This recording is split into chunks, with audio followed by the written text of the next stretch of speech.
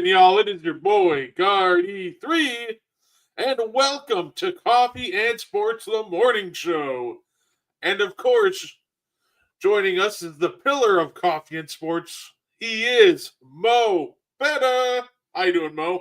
Hey, good morning, Brett. Morning, chat. Let's talk some sports. Now, I'll be honest with y'all, it's going to be mainly NFL today, but not going to lie, Mo. I got to ask you one quick NBA question. Have we ever seen any? Because I was watching highlights of a really random role player last night, and you'll appreciate this. Has anybody given you an angrier 6 points a game than Quincy Acey? I was watching some Quincy Acey highlights last night, and I don't think I've ever seen anybody give you an angrier 6 points and like 6 rebounds a game. Truly intense player. I didn't check it out, but I did see on social media some of the sentiments that you said. So I'm definitely gonna have to go back and look at the highlights if he's mean mugging and that many people are talking about him. No, yeah, he's so funny to watch because he really just mean mugs everybody. And you think like, oh, he must be on like point 20. No, that was his like third bucket of the game. They're up like by 10, and he's just bringing that intensity. So shout out to Nets legend Quincy Acey. But why not get right into the game last night, Mo? Cowboys Lions. This is a game to me where it felt like we almost had two losers. Let me explain what I mean by that. Cowboys lost. Their season's done. They have a 9% chance to make the playoffs. They can still do it. Odds are not great. The Lions won. Now they have a 55% chance to make the playoffs. They're kind of cooking. But can the secondary really overcome losing Brian Branch, who they pretty much said that they already fear that it's an Achilles. So it sounds like not only he can be done for this year, but an injury this late, that could linger into next year. So I don't know, Mo. It's felt like one of those games where there was a winner, but both teams, it feels like both teams in one way or another kind of lost last night. That's the way I read it. The Branch injury to me, it's uncanny how Detroit can have so many injuries, and most of them tend to be on defense for whatever reason.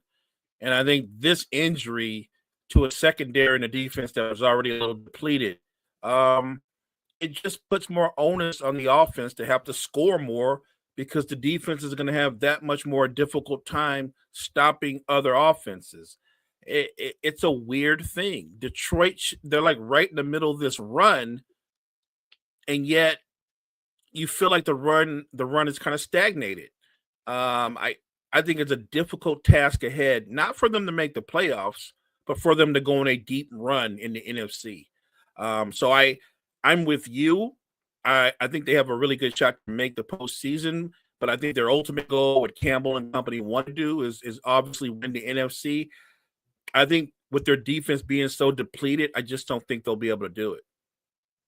Yeah, it's just something that happened. It happened to the Lions last year, where they by the time they made it to the playoffs, they were just so banged up and depleted that they just kind of didn't have the juice to take on the Commanders at that point. And then we're starting to see it again this year. It just seems like it's the toll playing for, Dan Campbell. He's aggressive. He wants to play physical. But this is another year where it just seemingly is starting to catch up to the guys late. So I'm not exactly sure how they kind of try to figure out this almost seemingly issue every year of just losing key guys late. It's unfortunate, right? Because look, obviously I'm a Green Bay Packers fan, but I don't want to see anybody banged up. I want to see everybody make it to the playoffs healthy. If I beat Detroit to the playoffs, I want to do it when they're at 100%. So I do hope that they figure out this almost like curse or seemingly injury issue they seem to have every year, where we're about to get ready for clutch time, and all of our star players are going down now. Look, I'm with you. You root for your favorite team. You admire other teams and players from afar, What I don't want is I don't want to beat somebody when they're not at their best. And I definitely don't wish injury on anybody. As a fan, I want to see the best versions of the Lions put out there. It just seems uncanny that every time around the middle of the season, um, the injury bug bites them, and it doesn't bite them a little bit. It takes a huge chunk out of them, and it's usually almost always on the defensive side of the football. It's tough, and they're in a tough division because of your Packers, because of the Bears. Every game is like a playoff game for them going forward. So while I'm not necessarily a Lion fan, I hate that they have to deal with these injuries the way they've had the last couple of years. Oh, absolutely. And speaking of games being like a playoff game, Mo, this week we have a ton of games with playoff implications in the NFL. I figure why not go through and give our NFL predictions for each game this week? Who do you think's going to win? Just because there's so many games that matter this week. Like this 12 o'clock slate. The first two games that catch my eye, Mo. Bengals, Bills. If the Bengals want to make the playoffs, they need to beat Buffalo. They need a win here in the worst way. The real question is, Mo, do you think Burrow can do it? Burrow and the Bengals? They just had that impressive win versus the Ravens on Thanksgiving. Look, I think Joe Burrow, when he's upright, can do anything. The sky's the limit. He's that elite a quarterback. The Bengals defense has been, at least, if nothing else, competitive, more opportunistic. If they've got their full complement offensively, look, the Bengals have more offensive talent than the Bills do. You look at the Bills and it's Josh Allen, and then there's their running back, right? That's pretty much the sum of their offense. They have good receivers, but there is no definable number one who you can rely on game in and game out. I think their best weapons are their tight ends, and they're injured. I think this is going to be a close football game, and if it stays close late, I'm going to favor the Bengals. Given a choice between Josh Allen and Joe Burrow, I'm still going to take the edge to Joe Burrow. No, absolutely. I agree. I think this is going to be a Bengals victory. It's going to be tough, but I think this might be the best game in the 12 o'clock slate. It's at least going to be up there. I think so, But too. this is also a big game for the Bills, right? People talk about, the Bengals playoff hopes. The Bills are the last wild card seed. And guess what? The Texans are nipping right on their heels. So a Bills loss and a Texans win gives them the same exact record. That makes things really interesting going forward. So it's a game where everybody's going to be looking at the Bengals need to win, for playoff aspirations. This also feels like a must-win for the Bills because you can't really be losing games this late when you have a team like the Texans who are now all of a sudden hot, nipping right at your heels. Look, agreed. With the records, not just in the divisions, but in the conferences being so close, I feel like from this day forward, every game, if you're in the hunt, is a playoff game, right? Like, we would have, a few weeks back, we wouldn't have dreamed that the Bills and the Bengals would kind of be in the same position, but they're in the same position. The Bills have faltered. They haven't been nearly as good as they started. And the Bengals have surged, obviously, with the return of Joe Burrow. Every game to me in the AFC is a playoff game. And I love that because the winners, the people who win the most when games are that intense and that meaningful, are the fans. Absolutely. And it's funny that with the Texans, that's also feels like a must-win game for both teams. We have the Texans who have who are nipping, like we said, right at the Bengals' heels, 7-5, and the Bills are 8-4. Well, guess what? They're facing the Chiefs this week. The Chiefs are 6-6, right behind the Texans. If they win, it puts them on even footing record-wise. And if you're the Texans, as well as you've been playing lately, I doubt you want to get into a foot race at the end of the year for a playoff spot with the Chiefs. So, Mo, Chiefs Texans. Do you think the Texans pull it out? And for the Chiefs, if you lose this one, it's going to be really tough to claw your way back into a playoff spot at that point. So let's start off with the obvious. Texans have a great defense. If they have an Achilles heel, it's the inconsistency of their offense. But if let's say their offense puts up 17 points and they don't turn the football over, it's just a tough defensive game. I think the Texans will win. The problem is this, though. I think we can still admit Kansas City still has one of the better defenses in football. Maybe it's not as good as the Texans, but they're like a big game defense. Spags is still, to me, the best DC in football. Knowing what you know about the Texans offense and CJ Stroud and what this means, the magnitude of this game, I'm going to say the Chiefs win a close defensive battle. I'm going to say the Chiefs get at least 2 turnovers off of CJ Stroud. Yeah, I'm going to lean Kansas City this one, and I think Andre also makes the other great point. Games at Arrowhead, that's one of the toughest environments to play in. And I think we're going to see a desperate Chiefs team. And a desperate Chiefs team that's just fighting for their playoff lives is a scary Chiefs team. I think the Texans obviously are a scary team too, but I don't think the Chiefs are going to pull any punches. I think if they have any tricks up their sleeve, they're going to empty them out on Sunday because, yeah, this is it. This feels like their season this Sunday. They couldn't afford to lose to Dallas, and then they lost to Dallas. So now it feels like every game from here on out is must win. But the Texans, last thing you want to do is hand them the tiebreaker over you. Correct. So I'm going to lean Kansas City because I think they'll understand the magnitude of this game for their playoff hopes. And it being an Arrowhead. That's where I'm leaning towards. I think Kansas City has been in these tough situations before. I think they understand that this game, to me, is very much their season. And they're an Arrowhead. I don't think you have to have an MVP Mahomes performance.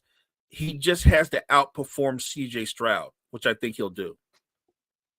Say another game with playoff aspirations. The talk of the town for the first 8 weeks, the Indianapolis Colts. Well, now we're in the dog days, and they've hit a bump in the road, and now all of a sudden they found themselves in a 3-way dogfight in the division. Colts, Jags, and Texans are all nipping at each other's heels. Well, Colts, Jaguars this Sunday.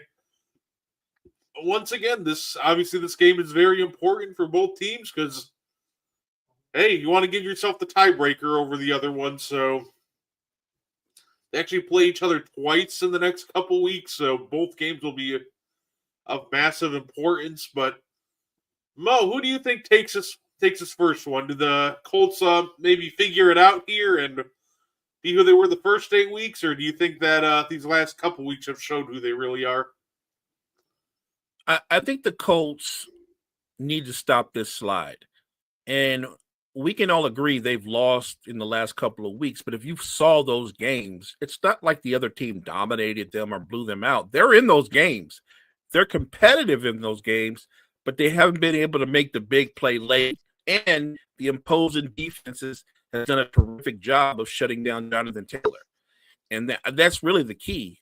If you can control Jonathan Taylor and make them be more one-dimensional, relying slowly on Danny Dimes, that's a recipe that would favor your team. In the bigger picture, though, I think the Jaguars have been very good, and I want to give Trevor Lawrence credit. I think he's been rock solid, had a good season. They found ways to win games that I thought they would lose. This is a big game, and I think all the momentum leans towards the Jaguars, but like the theme has been this morning, I very much believe that this game is a make or break game for the Colts. So I'm going to lean towards the Colts. I think Andre's correct here. I'm going to lean Jaguars on this one. It feels like that the Colts season kind of took a turn for the worse when Daniel Jones got hurt. now all of a sudden, the mobility from Jones isn't exactly there. All of a sudden, he just isn't making throws like he used to. It's hard for him to, step into these because obviously it's a leg injury. So I just think that the Colts peaked, and at this point they might completely fall out of the playoffs. That remains to be seen, but I'm going to go with the Jags here. I think they're the hot team, and I don't know if I can trust Daniel Jones and the Colts right now. I just think that leg injury is just bothering him too much. So I'll lean Jacksonville on this one.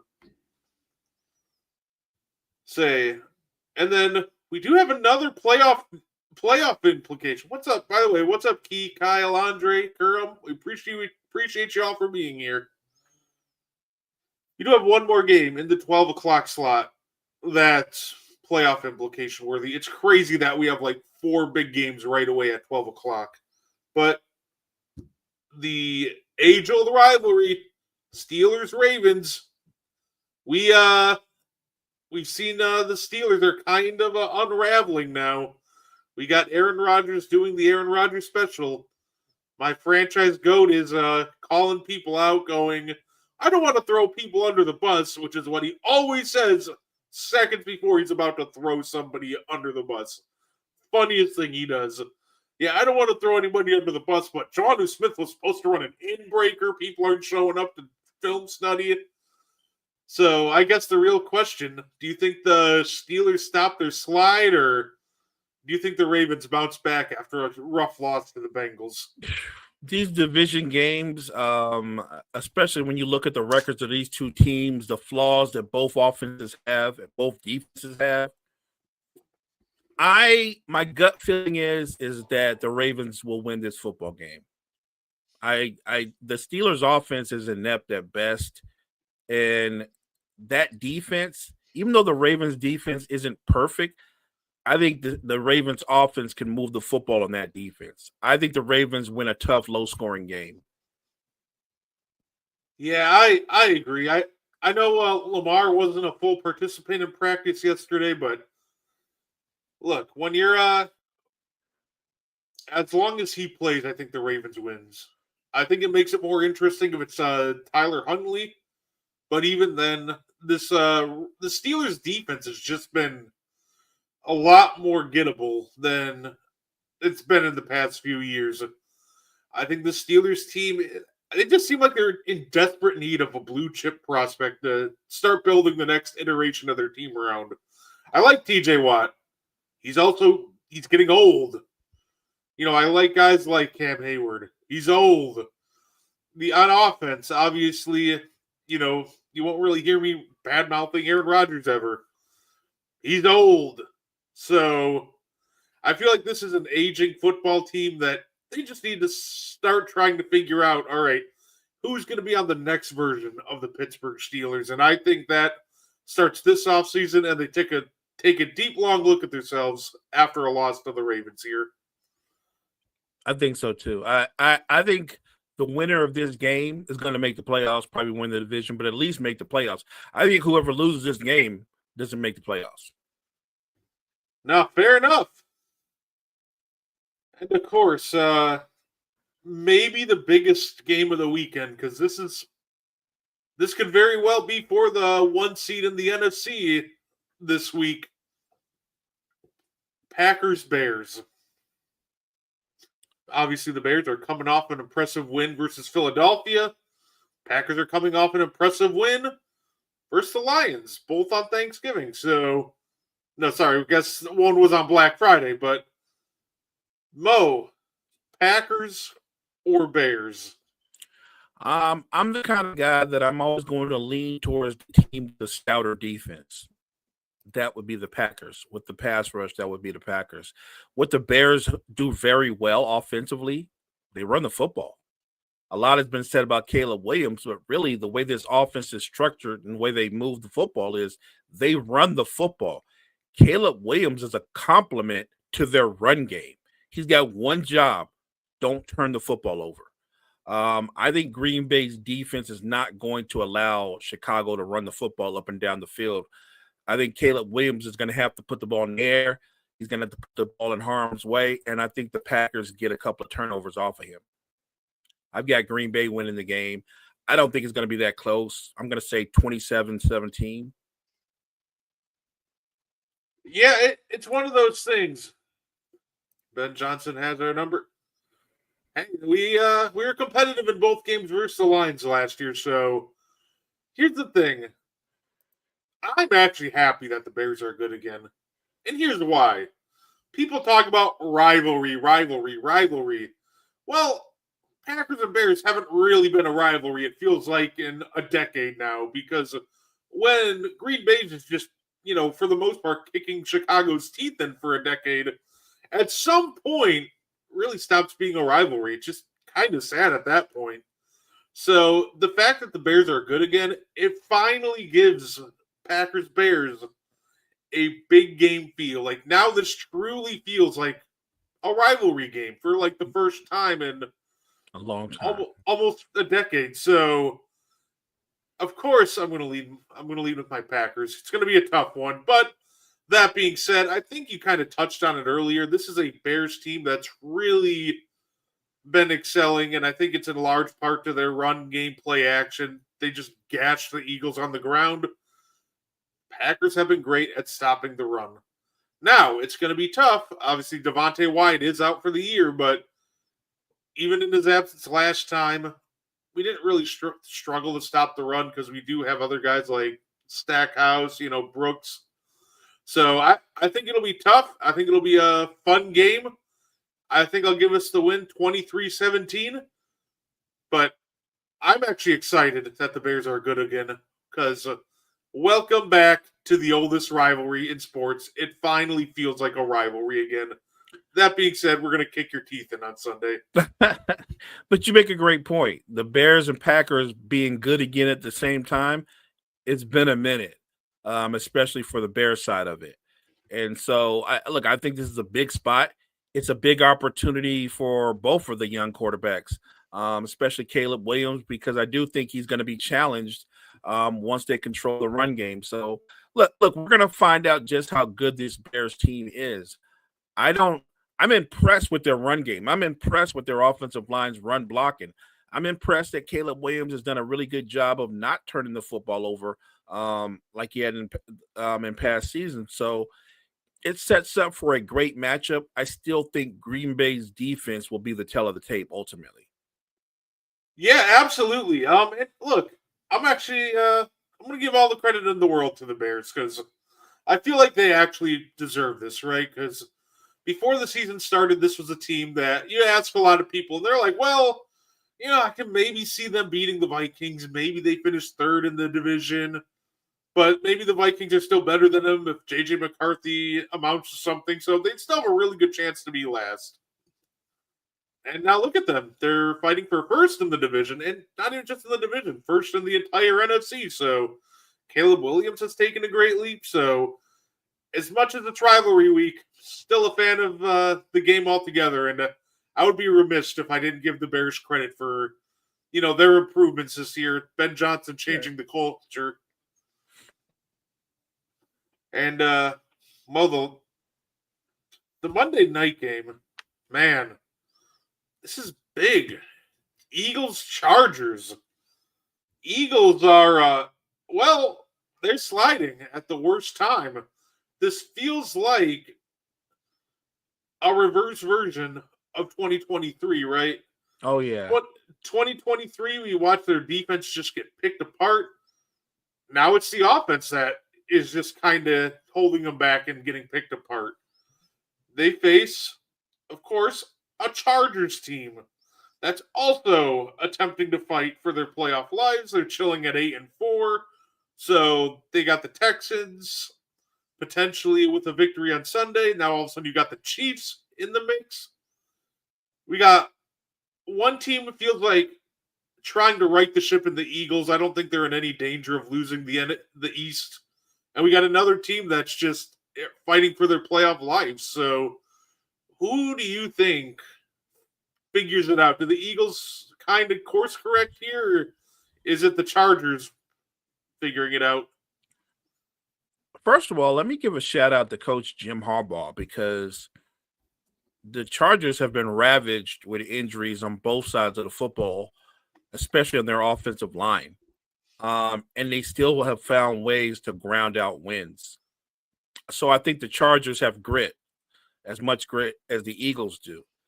Um, Look, this game is going to come down to which quarterback doesn't turn the football over. I really think that. I think the Chargers don't run the football as well as they'd like, obviously, because of the offensive line issue. So Justin Herbert's going to have to be able to attack the Eagles' secondary. The question is, because of the Eagles' pass rush, will he be able to do that? I think this is going to be a good old school physical defensive battle. I want to give a slight edge to the Eagles, but I think it's going to be a close football game.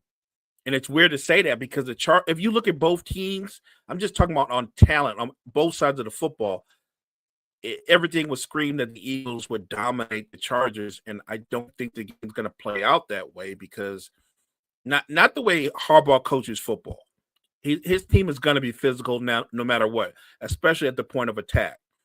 So if I know Saquon Barkley is going to be a non-factor in the run game, I think they're going to come after Hurts. And the question is that offense going to continue to struggle? If the Eagles' offense resembles what it's looked like the last couple of weeks, they're going to lose football game. Plain and simple. No, absolutely. By the way, welcome in, Damian. Best of luck on Sunday. I'm going to pick the Chargers in this one. It feels like this entire thing that with the Eagles, it feels like it's a coaching issue. It's not a talent issue. The Eagles have talent all over the board. So we can talk about, chemistry. If you want to listen to the chemistry issues potentially between guys like Hurts and A.J. Brown, you can tune into Wire to Wire. The NFL Genius will tell you all about that. I think from, my perspective, just like watching the games without diving too much into chemistry, it just feels like it's coaching. The Eagles' offense is predictable. This is a team that they don't run a lot of crossers. They don't really mix it up a lot. They're running a lot of basic like hitch routes and just go routes. It's just the problem is I feel like you can kind of tell what the Eagles are going to do before they even do it. And when you're tipping off plays and being predictable in the NFL, I think that's a massive issue. It felt like that's a big reason why they lost to the Bears. You could just tell a lot of the times when they're like when you see certain personnel in the game, okay, it's a run, then they proceed to run it. So I feel like the Chargers win, and it just feels like with the Eagles, they just gotta mix it up and get a little more unpredictable with their play calling, diversify the route tree. You have great offensive talent. You can do so much with that talent. They just seem to stick with the most basic plays and the most basic routes, and they go, okay, it's all good, when in all reality, it's not all good. I don't disagree with the points you laid out, but we need to factor in that the Eagles' run game has been non-existent the entire season. So we talk a lot about one-dimensional. The Eagles are clearly a one-dimensional team. They have no run game. And that's a strange turn of events considering they had the number one run game in all of football last year. They had a guy who rushed for 2,000 yards. And it's weird because I thought coming into the season, of course he's not going to repeat 2,000 yards, but I thought Saquon's still under 30. He's still in great shape. He's probably going to have a 1,400 yard season. In a 17-game season, Saquon Barkley might not crack 1,000 yards. And that tells you a lot about him and their offensive line because he's averaging under 4 yards a carry. And I don't mean like 3.9. I mean like he's around 3.5. Like they get beat at the point of attack all the time. He's contacted it in the backfield more than he's probably ever been, at least since he's been an Eagle. They're just losing the battle up front. And the fact that they're one-dimensional makes them easier to defend. I don't know if they correct the issues they have in their passing game. But I do know that they can still win games because their defense is still stout. I just think that a game like this game coming up, where it's going to be low scoring and physical, I think Hurts is going to have to use his legs a lot more. What would hurt more, Packers losing to the Bears, not making the playoffs, or Bucks without Giannis and missing the playoffs? I don't think it'd be the Packers missing the playoffs. I think that one's pretty straightforward. Look, if we lose Giannis for not making the playoffs, I'm not worried about that one. Right. So it's one of those things. And by the way, if you lose Giannis, yeah, you're going to be down because you lost Giannis. But then there's going to be a part of you that goes, yeah, but look at all these picks we got, right? Or look at these assets we got to begin our rebuild, to turn the franchise around and turn another page, right? Like if you don't have Giannis, you're not expected to make the playoffs. And if by some miracle you do, that would be awesome. But you lose Giannis, you're already looking ahead to the future. And everybody that knows ball knows that. The Packers right now are currently one of the best teams in the NFC, and they have a legitimate chance to be in the NFC title game. That, to me, that would be a clearly bigger disappointment. Absolutely. I think another issue it feels like with the Eagles is that it feels like they're just not using Jalen Hurts on the ground enough. He's currently averaging the least amount of rushing yards he has in his career. Now, granted, the actual least amount he has so far is 354. He's at 329. He'll probably pass 354 before the year ends, but it feels like that was a big part of the Saquon success last year, too. Obviously, you had a more expansive route tree for the receivers that now defenses have to spread around and cover the entire field, but also you had to worry about Jalen Hurts on the ground as well, and that opened up some pretty big lanes. Now, losing guys like Mekhi Becton really hurt him, but it feels like that they could figure out, like, really open up some more lanes by simply maybe calling Jalen Hurts' number a couple more times. I don't think you just have to plunge him into the defense and get him killed, but, maybe calling a couple extra read options a game might just open up some more holes for Saquon. No, I agree. I think you need to take advantage of Hurts' ability to run the football in certain situations. Look, I don't have the numbers in front of me, but I'm pretty sure for most of his career, he's probably averaged 400 or 500 yards running the football the last couple of seasons. And so that was a big aspect of their run game as well that's not there this year. And I don't know if that's by design or just Hurts has just chosen not to take off as much. But I think that he is a valuable weapon, and his legs are a big part of what makes their offense hard to defend when he's using his legs. That said, look, you're going to play against a team like the Chargers, and it's going to be low scoring. It's going to be about who wins the turnover battle, who wins the special teams battle. If you're the Eagles and your run game's not there with Saquon, yeah, you do have to find different ways to bring Hurts into the run game.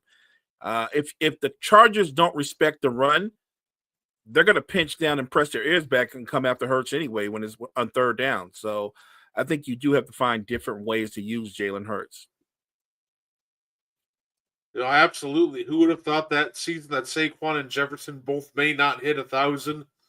Yeah, the Justin Jefferson one is wild too. Like, it just feels like it would be so easy to play quarterback in the Vikings offense. Like, all you got to do is get the ball out to these playmakers, but the fact they haven't been able to find a quarterback that can do that is pretty crazy to me, considering the amount of weapons they have.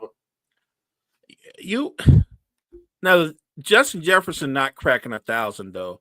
We know that's not about him, right? we you know what I mean? Like we're not like, man, something's wrong. There's nothing wrong with him.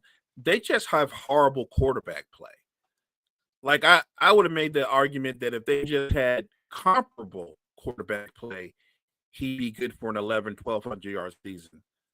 They have horrible quarterback play. I think even if they had a guy, for example, who's not necessarily lighting the world on fire, but someone maybe like Tyler Shuck of the Saints, He's already at 1,000 yards. Like, I'm with you.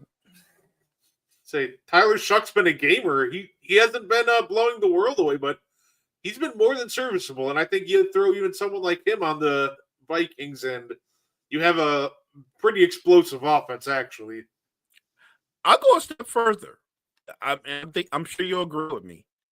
If you take Jameis Winston and put Jameis behind center on that Vikings offense, Justin Jefferson is having a 1,400 yard season. No, absolutely. I watch a lot of Euro League. It's very good, high quality league. Okay, you're actually correct on this one because I've watched Euro League before, and the fans over there go nuts, and I love it. I'm just a big fan of hoops, so a lot of the times I'll find myself up early in the morning watching Australian basketball, Euro League, whatever I can get my hands on. And I got to admit, Euro League atmospheres are a ton of fun. I tried to watch some basketball games from the league in the Philippines. The feel of it is odd because it feels like when you're watching it, it feels like a street basketball game. It's got like a very chaotic pace to it. Like it looks less about organized basketball and more like street basketball. That's the best way I can describe it. Absolutely. If the Eagles lose the division, yeah, I think everybody's job is in jeopardy if they lose the division. Like I'm sorry, but with the way the season's going, you're sitting at 8-4. You have a 2-game lead over the Cowboys, and like at this point, it just feels like if you lose out the division to Dallas at this point, yeah, it feels like you got to reevaluate everything if you're the Eagles. I think everything's on the table. It's not like you said. I don't think it's a talent issue, but it starts at the top, right? There's your head coach, the leadership that he provides, and then there's the guys under him. And with the Eagles, we have to immediately start with their offensive coordinator, because I think he's the biggest problem with their offense. I just think his lack of imagination and the way he simplified the playbook, he's literally played into the defense's hands and said, here's the 3 or 4 things we do well in the passing game. Let's see if you can stop it. And teams have been able to stop it. Yeah, say it. I do agree. I think almost regardless, unless they do make a crazy Super Bowl run, it just feels like Kevin Patolo's gone. This offense is just underachieved too much. So unless all of a sudden they get nuclear hot and make some deep playoff run, I think he's just gone, regardless of the playoff run. JJ has a lot of pressure. He's playing for his job as a starter. You're right, but at the same time, if you can't succeed in the Vikings offense with, Kevin O'Connell, who's been great at coaching up quarterbacks, maybe you're just not a starting quality quarterback in the NFL. Like, I'm just going to throw that out there. I was hoping that JJ McCarthy would succeed before the season started, but it already looks like abundantly clear that we're heading towards Josh Rosen territory where it's going to be 1 year and yeah, that's about it. Ironically, I think they were picked with the same pick, 10th overall. Yeah, look, in that offense with the play caller that they have, I can't make excuses for JJ. Yes, he's a young quarterback, but he hasn't even given them comparable quarterback play. He's been bad, like awful. He looks lost, not ready. When Carson Wentz was in, the offense looked much better. And Carson Wentz, he will throw the football. He will fling the football. He will also throw the football to the other team. And he still looked levels better than JJ. I just think JJ is one of those guys, Brett, that I think he peaked in college. And I'm not saying he won't have an NFL career, but I don't think he's going to be a starting quarterback. It felt like, he definitely did peak in college. To me, it's just always such a reach with him. I get it, won a national championship, but when you win by like 3 touchdowns and you threw the ball 10 times, that might be a signal that they kind of really didn't need y'all that much. It's one of those things that obviously JJ had a great collegiate career. He had a great, high school career. There's nothing to take away from him, but I think it's already time to start looking at him as okay. Maybe this guy's maybe he can be a backup in this league, but I think his time as a starter is already numbered. He just doesn't have it. This would be one of the better teams in the NFL if their offense was just middle of the road. They're wasting a well-coached, not surprisingly, defense by Brian Flores and what they can do defensively because the offense is so bad. And I've said this before, I don't care how good your defense is. If your offense goes 3 and out over and over and over, or turns the football over, you can't win that way. And no defense, eventually, when you're playing that many plays, it wears on you. Their offense is their defense's worst nightmare. And it starts with the quarterback. They have to go out and get a quarterback. It's weird to say this, but they're going to be looking for a quarterback again this offseason. JJ's not the guy. Again, I'm not saying he can't have an NFL career, but an NFL career like what? Nick Foles? An NFL career like you just said another guy I remember, Josh Rose, like that kind of career where you kind of bounce around. I don't think JJ McCarthy is a starting NFL quarterback, point blank. I think he's going to have an NFL career something closer to Trey Lance in all reality. He'll bounce around because it'll be, well, he was drafted high, so the potential's got to be there. I just don't think that potential ever materializes. By the way, I saw the funniest report, Mo, and I immediately kind of laughed. Somebody posted, and this is hilarious to me, the Titans have reportedly not ruled out selecting a quarterback in the upcoming draft. I thought that was the funniest thing ever. I saw that. I'm like, yeah, you know what? I'm immediately selling that because you don't draft a quarterback at number 1 overall and then draft another one the next year. I just thought that report was kind of hilarious. So that's a fake report. I'm assuming because if it's real, if it's real, oh my god! Like you just got Ward. He's in his rookie year. He's in it. I want to say it again. He's in his rookie year. It is not like you put like a ton of talent around the kid. You have to set your franchise quarterback, even if he's a young guy. You have to set him up for success. And it starts with the requisite talent around him. O-line, wide receivers, running back. Maybe a more imaginative offensive play caller. But we can't really be giving up on him after year 1. Yeah, and it's one of those things. If people wanted to go, well, in his rookie year, Trevor Lawrence had Urban Meyer, so we're just kind of disregarding that one.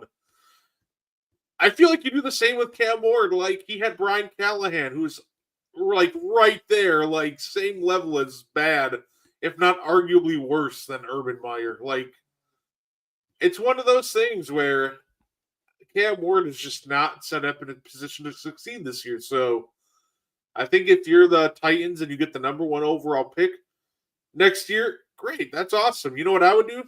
Trade back.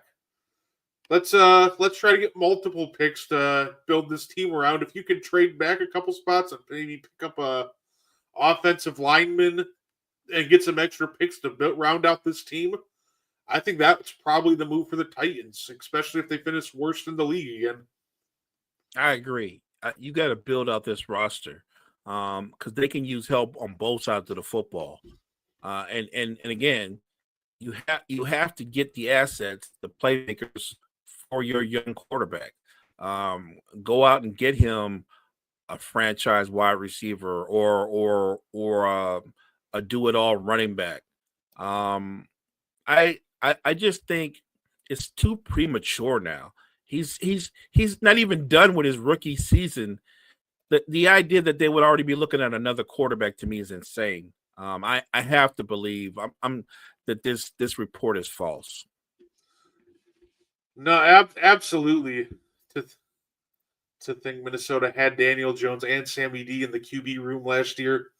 They did. You know what's funny? I kind of felt bad that they threw Max Brosmer to the Wolves. Like, giving him the first start against the Seattle Seahawks defense is just nuts. I have no clue what they were thinking with that. You have guys like John Wolford on your team. You have Desmond. You had Desmond Ritter on the practice squad. I think the right move would have been to probably go with one of those guys against a incredibly tough Seahawks defense because it feels like they just kind of broke Max Brosmer in the first game. Like putting him against the Seahawks, one of the best defenses in the league on the road, that's just an incredibly difficult ask. And I think you may have just destroyed the young man's confidence before it even got going. I'm with you. I agree wholeheartedly. And granted, I know they said JJ McCarthy's injured. He wasn't available. But there's other ways you could have went. Um, I, I just feel right now, because of the disarray at quarterback, the Viking season is done. What are you going to do? This is a quarterback driven league, and they have more questions than answer at the most important position. No, absolutely. Well, let's see. They'll have another chance to hopefully figure it out next year. Let's see. I'm not sure. I think the Vikings have they should have their first next year. I think it was just this year that they didn't have their first. Yeah, it was just last year that they didn't have their first. They do have it this year.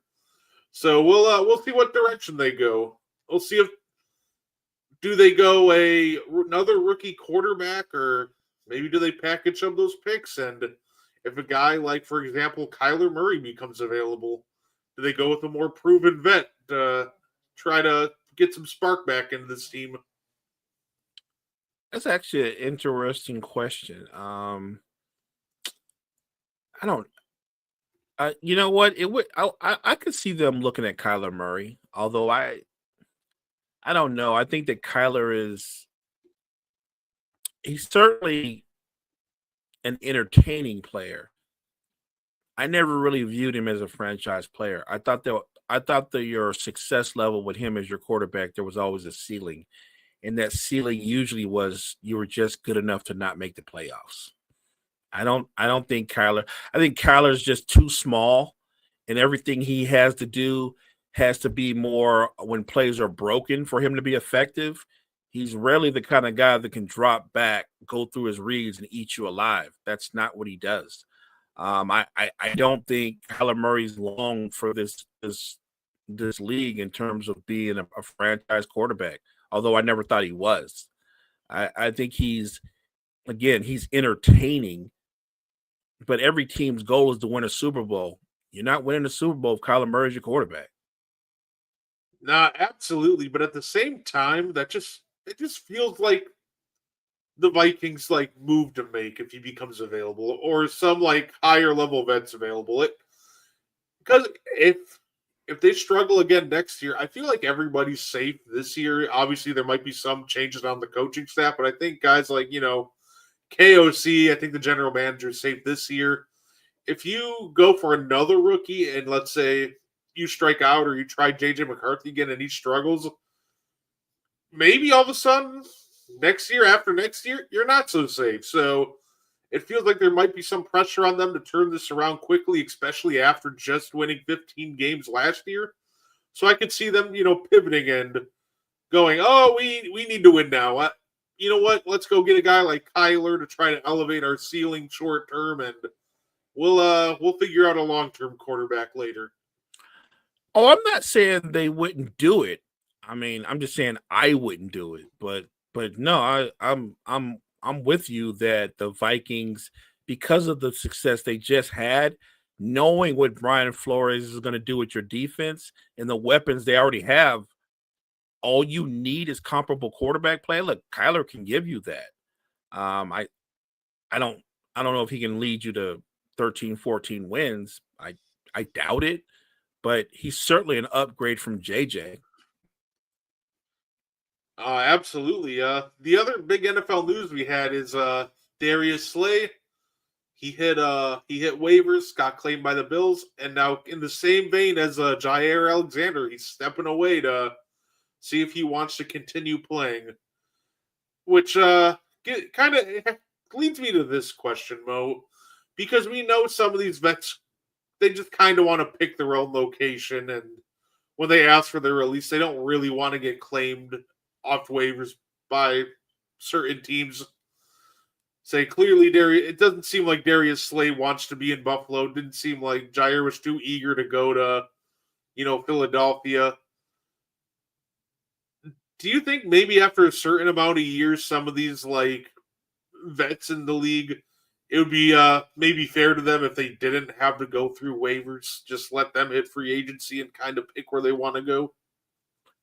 Look, I think if you've been in the league for an established amount of time, like both guys, yeah, I kind of like the idea that you know that the vet can turn around and make a decision on their own. Like I've been released and I've cleared waivers, and they can kind of control their own fate. Um, I kind of like that, honestly. I'm not sure that the powers that be of the competition committee would agree with that, but I think that's something that would make I think that would make the NFL that much more interesting. It's not free agency, but it would have a feel to it, right? If a veteran who's an 8 or 9 year veteran but can still play is put on waivers, but they still have football in them, that they can turn around and go, let me go play for the Eagles or let me go play for the Packers because I know I fit in what they do. I kind of like that. Oh, fair enough. Say, Keon Coleman situation. Are you talking about the Cam Newton randomly going on an impassioned rant about Keon Coleman? I'm sorry, but that was hilarious to me. Like, there are so many players to go on rants about in the NFL, and you just set your sights on Keon Coleman. Now, granted, Keon Coleman kind of brought it on him, kind of brought some attention to himself by all of a sudden being a healthy DNP, and just all of a sudden just being forced to sit out games seemingly due to disciplinary issues. But the fact that Cam Newton had enough and just went on a rant on Keon Coleman is, to me, it's just a funny thing to do because that is one player I didn't expect to get so much attention. I didn't see Cam's rant. Now I'm sad that I missed it. Yeah, it's just, I don't know. It's just, he's just such a weird player in the sense that obviously he was always going to be a big piece of what the Bills wanted to do going into the season. So you knew he would get Well, talked about a sure. little bit. I just never expected him to get this much attention. It's, to me, it's kind of funny. Say, yeah, it obviously, Mo, we got like 5 minutes left. I wanted to throw in a little WWE talk right at the end. Sure. It's something interesting, right? John Cena had an interview ahead of his final match next Saturday, and I found it interesting that apparently he said that he wanted to work. Well, he said 220 dates, just like the old days. Well, that one final full time run, but WWE said, "Now we only need you for 35." Hmm. I just find that so interesting because you'd think WWE would be like, "You want to work like every date, in the year? Great, awesome. Even if you're just there to talk, we know you'll sell out arenas and move a ton of merch." So I just found it interesting that Cena was like, "Hey, I want to work every date for you guys," and they're like, "Nah, we good. We don't need you that much." I'm a little surprised that they would say that because, to your point, it's John Cena. He's got a huge following. Even if he just came out and spoke, his words would move merchandises. It would bring fans to shows. It would raise ratings on Netflix. That is strange that they would. I don't know why you would distance yourself from one of your greatest superstars when he's offering to work more on his last tour of duty. yeah, it doesn't really make sense to me. And look, if you're the WWE and you claim to love the fans the way you do, more of John Cena would be beneficial to the fans. You know what I mean? So I don't understand that way of thinking at all. It's one of those things you feel like if he worked maybe a couple extra days too, would help him get into more of a rhythm in the ring sooner. Obviously in the beginning of his run, it seemed like he was a little rusty, and maybe you can attribute some of that to him trying to work as a heel for the first time in forever. Right. But we've seen the matches he's had at the end of his run, and it makes you think like, oh, maybe if you had a couple more matches, for example, on the road to WrestleMania, or even a couple extra, you know, after you would think that maybe it would help them get into a rhythm a little sooner. But like I said, I just found that odd that he offered to work more, and they're like, "Nah, we don't need that." So Yeah, that's crazy. so I get not wanting to. I get the idea maybe of not wanting him to get hurt and just to have him, available and being able to do his entire retirement tour. But speaking of his retirement tour, he had his last PLE Survivor Series was this past Saturday. Mo, what did you think of Survivor Series? Um, I thought it was pretty good. Look, it's not the best that I've seen. But I thought it had some good moments. Him again being the great performer that he is, willing to take the L for Dom.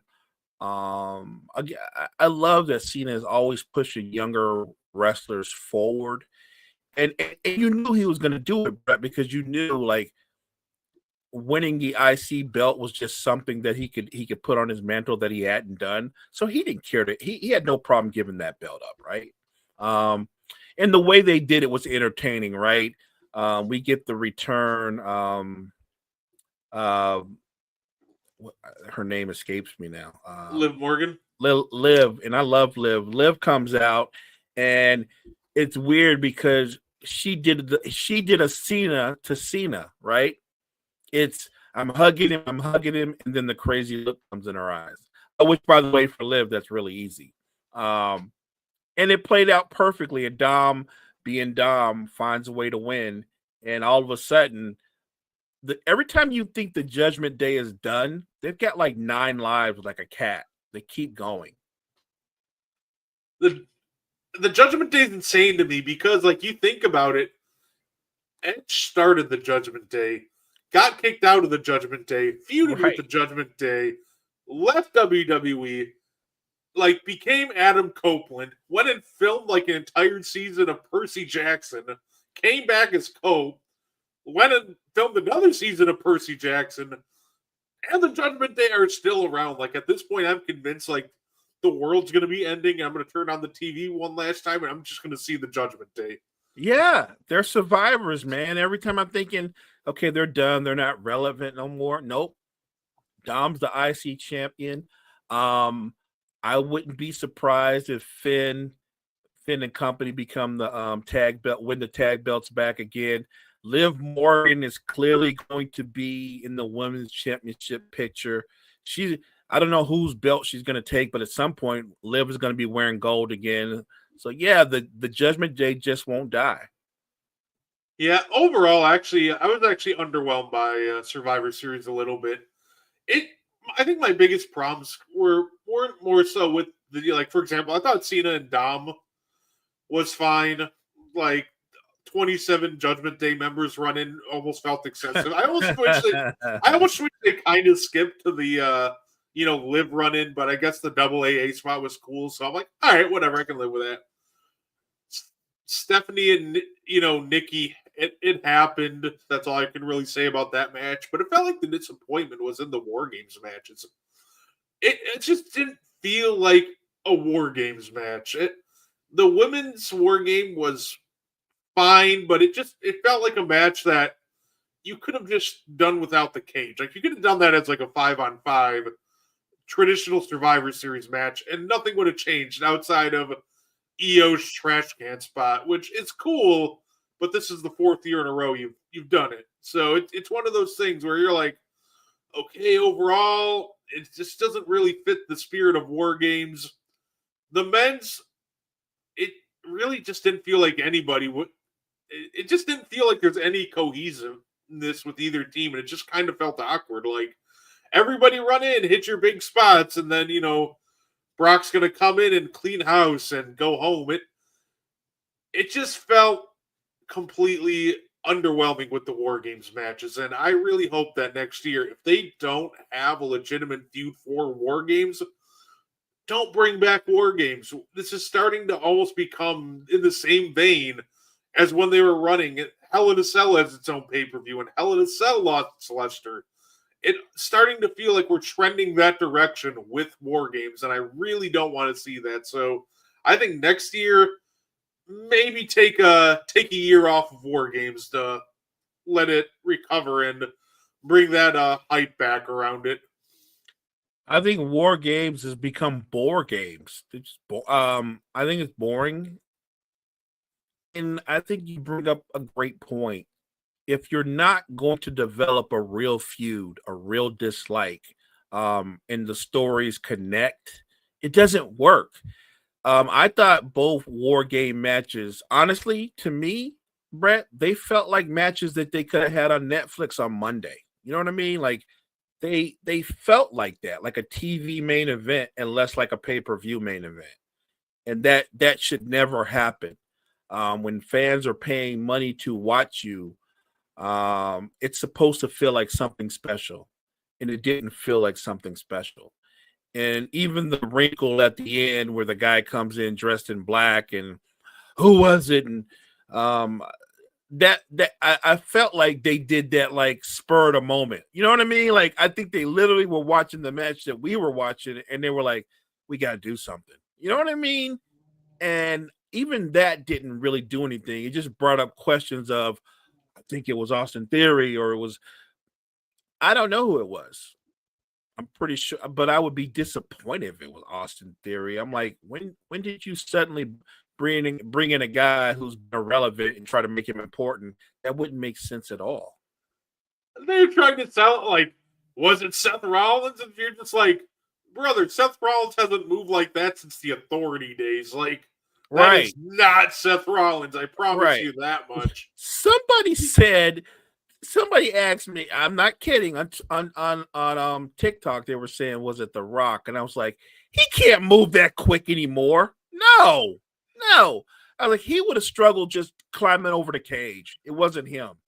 Whoever it was, they were young enough and agile enough that they could do that. So anybody that's thinking it's one of the older wrestlers, no, it's not. Somebody did that to me too. They're like, you think it's Jericho? I'm like, do you think Jericho is getting up the cage that quickly? Right, right. No, no. Say also, I guess one last thing before we get on out of here, man. If Jey Uso doesn't want to be known as an entrance merchant or an entrance guy, don't run back your entrance in the middle of War Games. Like, he did that whole speech of, oh, I got to go back to my old ways, Zeus. I'm more than just an entrance.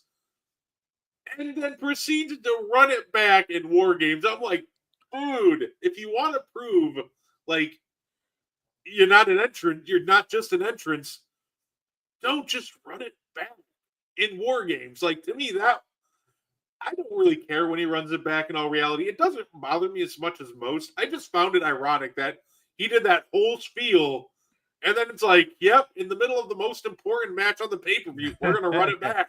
That's fun. It's funny, but it's facts. Yeah. And then if you watch the Monday night show, what's going on with Jay mentally? Right? Is this one of them things where it's woe is me? I'm a loser. Or, like I don't. They seem to not be able to know what they want to do with him now. Like they hinted at him turning heel, but then they pulled back on that. He lost the opportunity to compete against CM Punk for the title. He lost the opportunity to compete against Cena in his final match. And now you got Jay backstage talking about, well, I'm not going to win. I'm not a win. Like what? I don't know what they're trying to do to him in the storyline. No, absolutely. That'll be interesting to that'll be interesting to figure out. We'll have to talk about that more on Meaty Boys next week. For sure. Say before we get up on out of here, Mo, anything you want to add? No, thank you, chat. Thanks for getting up with us on a Friday morning. Thanks for being so energetic. Appreciate all the great commentary. Your responses make it easy for us to do our thing. Make sure you check out all the great content we have at Wire to Wire Network. Make sure you check out a great show, Passion and Precision, one of the best podcasts out there. Kyle, Jory do their thing. Catch them tonight. Other than that, thank you guys for joining us. Thank you for being part of the Wire to Wire Network family. And normally, obviously, we do Meaty Boys Monday and one on Thursday. However, I did try to take next Saturday off, going to an independent wrestling show, also for John Cena's last match. So I'll let you know what time Mo and I will be on next week with, Meaty Boys and one. But if anything, we will be back next week for sure. Like Mo said, check out Passion and Precision. Check us out next Monday for the morning show. It's going to be a great time. Thank you for tuning in. Enjoy this great weekend of rivalry and big football games, and enjoy the rest of your night.